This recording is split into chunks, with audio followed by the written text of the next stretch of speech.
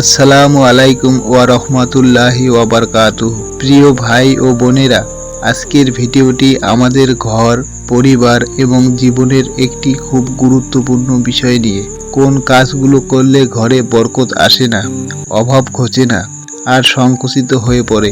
ইসলামের আলোকে এমন 9টি কারণ আমরা আলোচনা করব, যেগুলো অনেকেই অজান্তে করে ফেলি। ভিডিওটি মনোযোগ দিয়ে শেষ পর্যন্ত দেখুন, যেন আপনার ঘরে আল্লাহর রহমত ও বরকত নেমে আসে। 1 নম্বর, বাথরুমে ঢুকে কথা বলা। ইসলামে বাথরুমে ঢোকার আগে দোয়া পড়ার নির্দেশনা রয়েছে এবং ভিতরে অপ্রয়োজনীয় কথা বলা থেকে নিষেধ করা হয়েছে।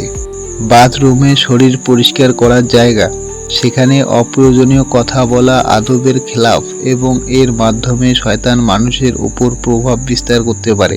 এটি বরকত কমাতে পারে এবং রুহানিয়াত দূর করতে পারে। 2 নম্বর, পুরুষ উপর হয়ে শুয়ে থাকা। প্রিয় দর্শক, ইসলাম আমাদের জীবনের প্রতিটি দিকের জন্যই একটি আদর্শ নির্দেশনা দিয়েছে, ইভেন ঘুমানোর ভঙ্গিমার জন্যও। নবী করিম সাল্লাল্লাহু আলাইহি সাল্লাম বলেছেন, তোমরা উপর হয়ে শোও না, কারণ এটি শয়তানের শোবার ভঙ্গি।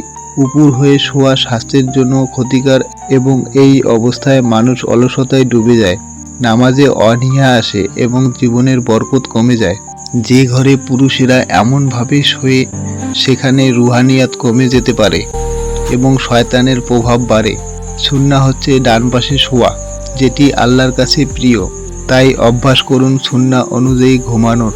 3 নম্বর, কবরস্থানে গিয়ে হাসাহাসি করা। কবরস্থান হচ্ছে মৃত্যু ও আখিরাতের স্মরণ করার স্থান। সেখানে গিয়ে হাসাহাসি বা আড্ডা মারা অত্যন্ত গর্হিত কাজ। এটি আত্মার রুহানিয়াতকে নষ্ট করে এবং অন্তরকে কঠিন করে তোলে। আখিরাত ভুলে যাওয়া মানেই দুনিয়ার মোহে পড়ে যাওয়া, যার ফলে বরকত উঠে যেতে পারে। 4 নম্বর, হাত না ধুয়ে খাবার খাওয়া। ইসলাম আমাদের পরিচ্ছন্নতার উপর অনেক গুরুত্ব দিয়েছে। খাবারের আগে ও পরে হাত ধোয়া শুধু স্বাস্থ্যগত কারণেই নয়, বরং বরকতের জন্যও গুরুত্বপূর্ণ।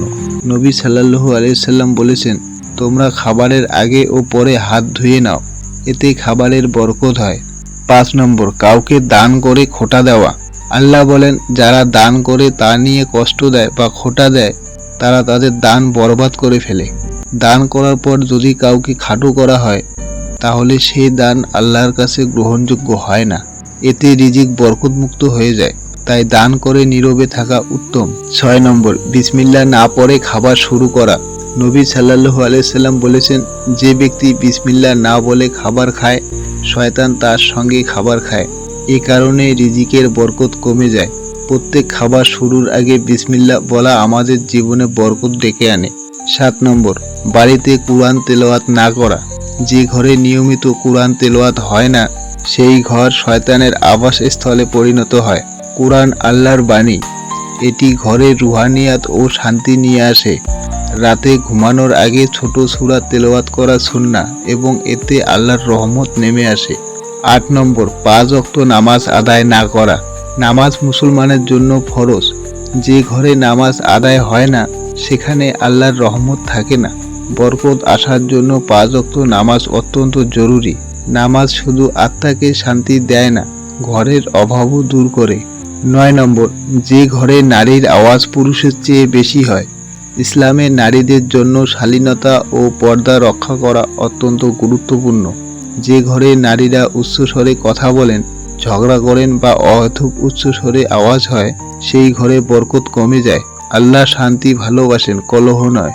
প্রিয় দর্শক, এই 9টি বিষয়ে যদি আমরা সতর্ক থাকি এবং ইসলামের আদর্শে চলি, তাহলে ইনশাআল্লাহ আমাদের ঘরে রিজিকের অভাব থাকবে না, ঘরে শান্তি ও বরকত আসবে।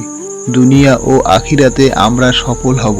ভিডিওটি যদি আপনার উপকারে আসে তবে লাইক দিন, শেয়ার করুন এবং ইসলাম প্রচারে সাহায্য করুন।